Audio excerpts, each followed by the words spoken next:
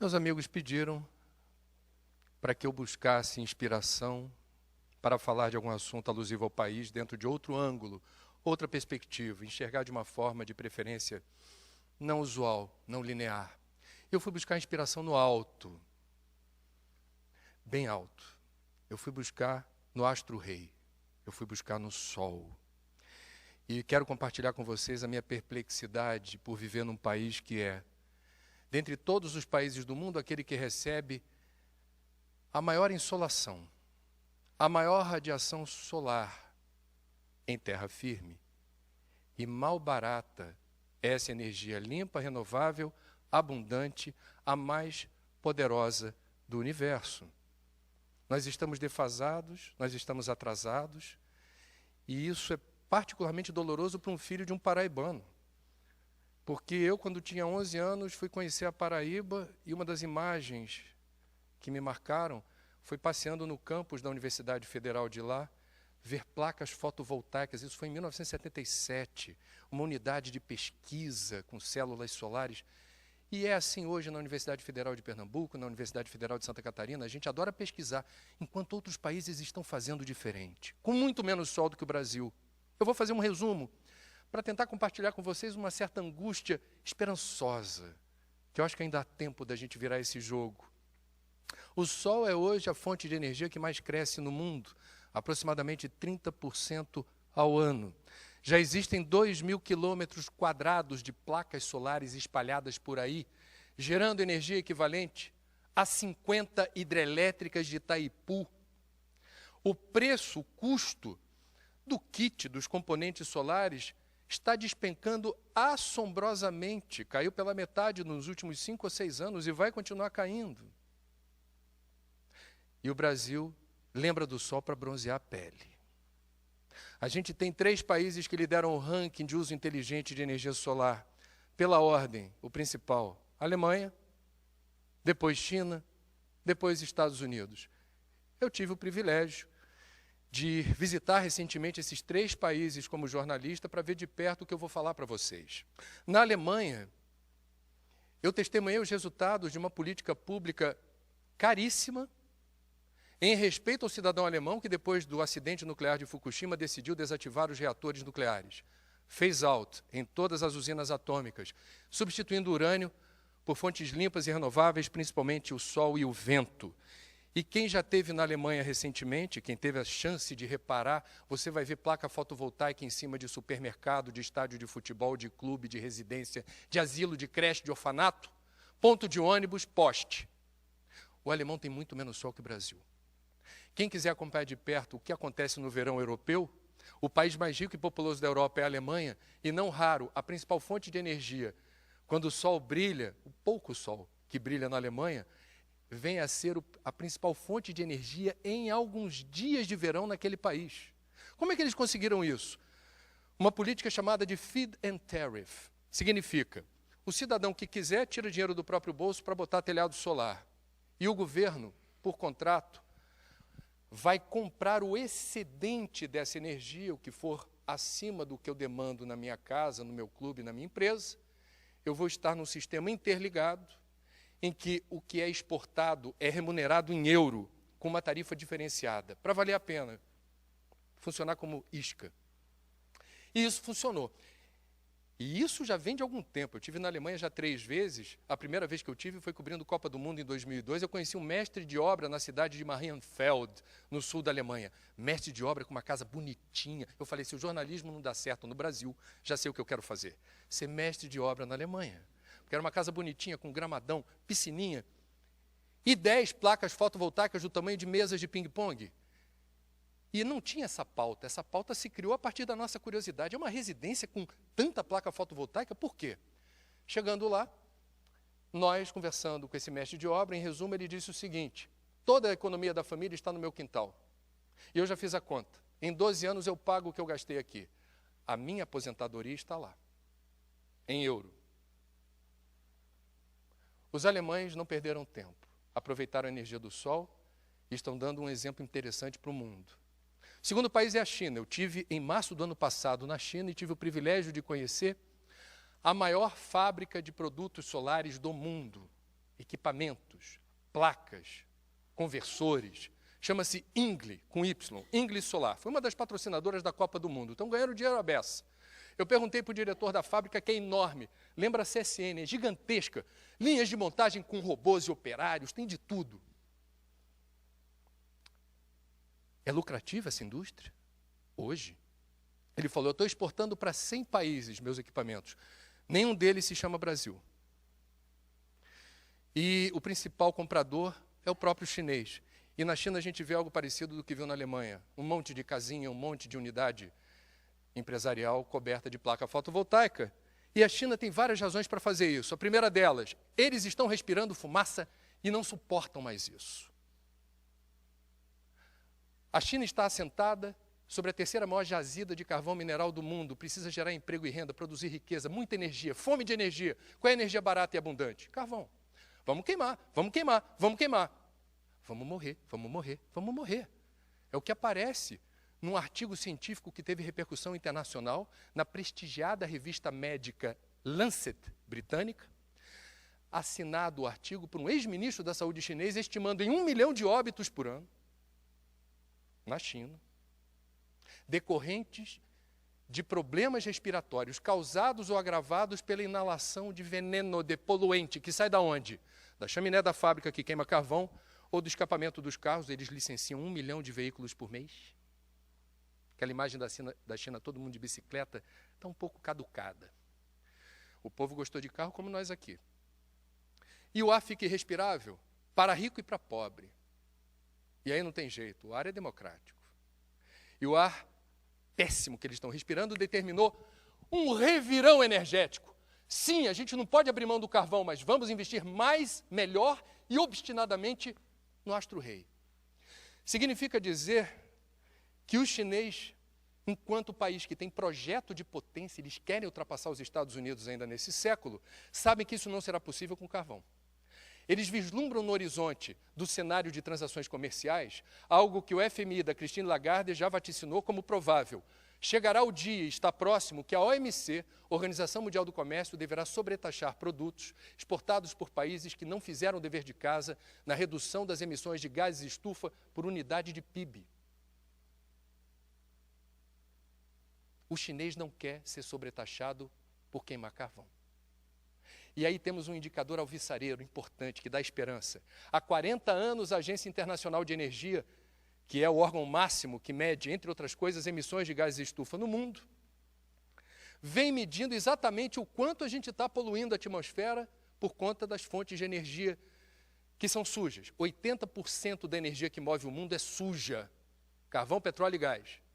Pois bem, apenas 3 vezes em 40 anos não houve crescimento das emissões. Apenas 3 vezes. Dessas 3, 2 porque o mundo não cresceu, não houve crescimento econômico, recessão. E uma, ano passado, 2014, o mundo cresceu mais de 3%. Mas as emissões de gases de estufa não. Como explicar isso? Diz o relatório da Agência Internacional de Energia, China. O esforço chinês para conter as emissões apostando principalmente em sol e vento. Eu tive nos Estados Unidos e pude testemunhar os resultados concretos da política de Barack Obama para o setor energético. Os Estados Unidos, em 4 anos do primeiro mandato de Obama, multiplicaram por 7 a área onde há aproveitamento solar para a produção de energia elétrica.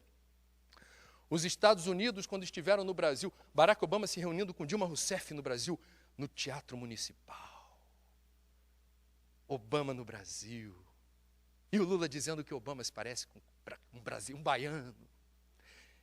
E a gente levou Obama para ver etanol, levou Obama para ver biodiesel. E Obama, na agenda bilateral, ponto mais importante da visita, isso não tem 4 anos. O ponto mais importante da agenda era que o Brasil reconhecesse os Estados Unidos como cliente preferencial na venda do petróleo da camada pré-sal. Porque os Estados Unidos não eram autossuficientes em petróleo e compravam petróleo de países hostis aos Estados Unidos, como Venezuela. É melhor com o Brasil. Descobriram o pré-sal, estou dentro.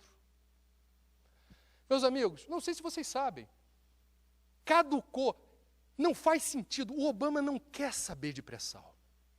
Passaram-se pouco tempo, 4 anos. Obama não está nem aí para o petróleo da camada pré-sal. Ano passado anunciou que está por vir, no intervalo de poucos anos, a tão sonhada autonomia energética dos Estados Unidos, inclusive para não precisar invadir países soberanos como o Iraque, onde eles mataram 100 mil civis. A procura de petróleo na segunda invasão? Autonomia energética. Por quê? Primeiro, por causa do gás do xisto, que é um gás, é uma fonte de energia menos poluente que petróleo, carvão e gás, porém, há impacto sobre o lençol freático.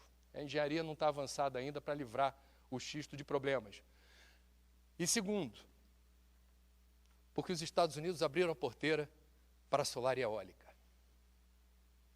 Os Estados Unidos descolaram, a China descolou, a Alemanha descolou do que o Brasil está obsessivamente perseguindo. O Brasil continua sendo um país que aposta todas as fichas na energia certa no século errado. Petróleo foi referência no século XX. Mas o petróleo não será referência em breve no século XXI. Ele será importante, não será referencial nem estratégico. Petróleo é sinônimo de encrenca, porque a queima do petróleo gera gases de efeito estufa e o mundo declarou guerra ao aquecimento global. E o Brasil? O Brasil, em outubro do ano passado, fez o primeiro leilão para a contratação de energia solar pela empresa de pesquisa energética, a EPE. Fez uma concessão. Nem todo mundo no governo achava importante fazer isso, mas a pressão dentro do Brasil é grande para que a gente não fique tão defasado e descolado. Foi surpreendente o deságio. O Brasil estava disposto a pagar, o governo brasileiro, X. Era o preço mínimo. A partir disso aqui, o Brasil compra, os interessados que se manifestem. O deságio chegou a 18%, ninguém esperava. 31 projetos solares foram contratados. Saímos do atoleiro, da inércia. Ok, não faz vista lá fora. É o primeiro passo, vamos ser positivos. Estamos avançando, devagar, muito atrás dos outros. E aí o que acontece? A Petrobras, num esforço monumental para retirar de suas entranhas o vírus da corrupção, tardiamente divulga seu balanço, contrata um ex-presidente do Banco do Brasil, que não entende nada de petróleo, para fazer uma saneada nas suas finanças, divulga seu novo planejamento estratégico, onde não aparecem 3 letras. S-O-L. A Petrobras não é uma empresa de petróleo, é uma companhia de energia. Assim afirma o seu estatuto. Acertadamente ela se afirma assim, sabendo que o petróleo é um recurso finito. Entretanto, a Petrobras não enxerga o sol, que vocês e eu enxergamos. A Petrobras perdeu metade da sua riqueza no intervalo de 1 ano. Está endividada até o pescoço. E para quê? Para explorar petróleo. E aí, semana passada, não sei se vocês sabem, mas eu deixei para o final, para reportar, talvez, uma das mais importantes invenções, certamente desse século, mas da história da humanidade. Na China, nos Estados Unidos e na Alemanha, eu vi a mesma preocupação. André, a gente está pegando o sol quando faz sol. Agora, quando não faz sol, não dá para gerar energia. A obsessão dos países lá fora é estocar sol como a gente faz com água em represa. Quando faz sol, você pega e deixa armazenada numa pilha, numa bateria, em escala, para poder operar comercialmente smart grid com sistema compartilhado, que é a expressão que eles usam, com conforto, com estabilidade.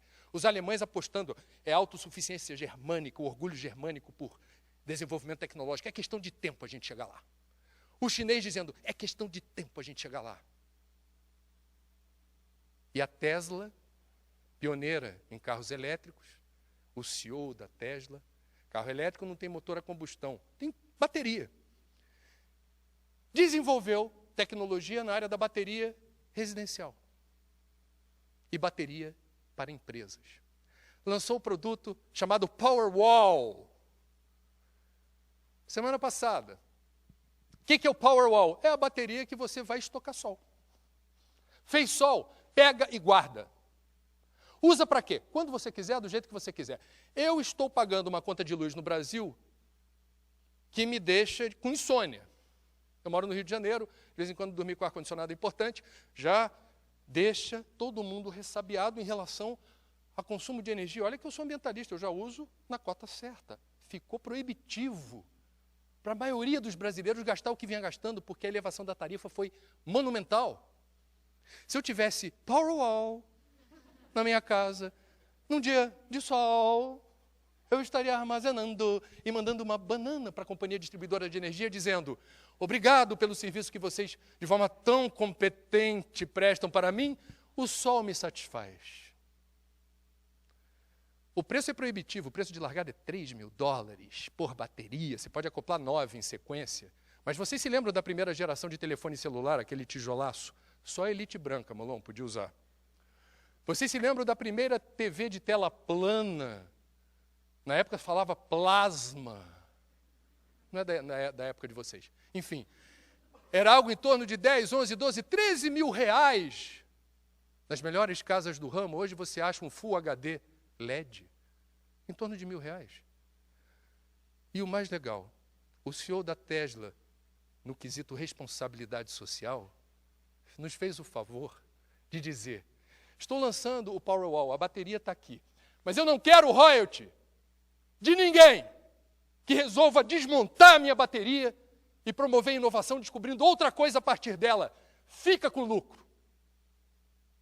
Deu-se a corrida tecnológica, não tenho dúvida alguma que neste exato momento, respeitado o fuso horário, há chineses, alemães, americanos, coreanos, vietnamitas, procurando descobrir como transformar a Powerwall numa Powerwall.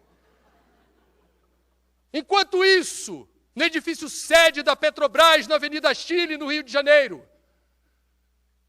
no estado do Brasil, que produz 80% do petróleo, entusiasma a garotada a fazer concurso para trabalhar lá, para ser o cabeça, o gênio do combustível fóssil, o sol serve apenas para bronzear a pele. É possível mudar isso? Conto com a ajuda de vocês. Muito obrigado.